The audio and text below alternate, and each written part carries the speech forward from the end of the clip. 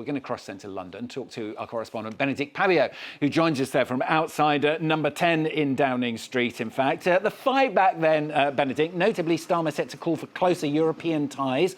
Some might see that as dangerous, bearing in mind the big winners in last week's elections were Reform, who, of course, stand firmly against that. Yes, well, this is a very beleaguered Prime Minister, embattled, and he is going to have to make the speech of his life because his task is to convince the disgruntled MPs, and a growing number of them, who would have thought that 2 years after a very comfortable election victory, this government, this Prime Minister, this leader of the Labour Party would be in such trouble. It's been brewing for quite a few weeks, whether it's the Peter Mandelson affair that continues to haunt him, the many U-turns in his policies.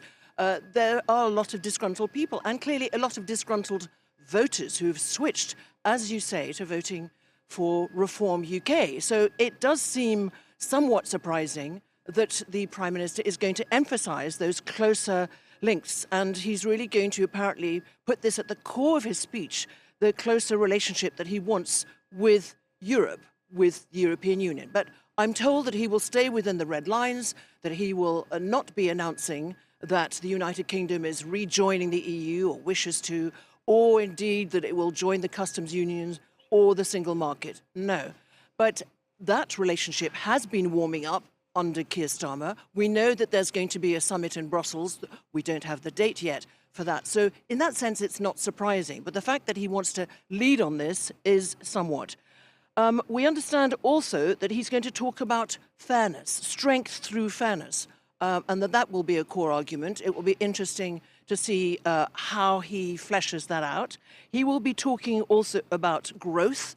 Well, that's sorely lacking, and he's promised that as he stood here when he won on the day of his victory, because in the British system, as soon as you win, you're in number 10, basically, and he talked about change. And it is the fact that many people, many voters, many of his own MPs, let alone the ones who've got very small margins and who will be extraordinarily worried now that their boss is just not cutting through to the public, and that Reform UK, that is so anti-EU, anti-Europe, has done so well in what were disastrous election results, both for the local elections in England and the devolved elections in the Scottish and Welsh parliaments, where Labour took also a thrashing.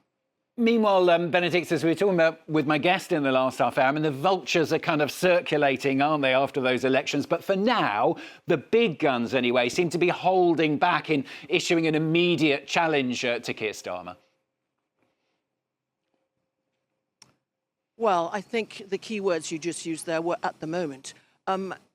He has such a big task to do. This is not somebody who is a naturally good communicator. He's a former lawyer, the former director of public prosecutions, and the big guns that you're talking about that are circulating and also circling around Westminster are very much the former Deputy Prime Minister Angela Rayner, but she has some tax problems. She had to resign from the government, you'll remember, before Christmas, and those tax problems, as far as we know, are not sorted out.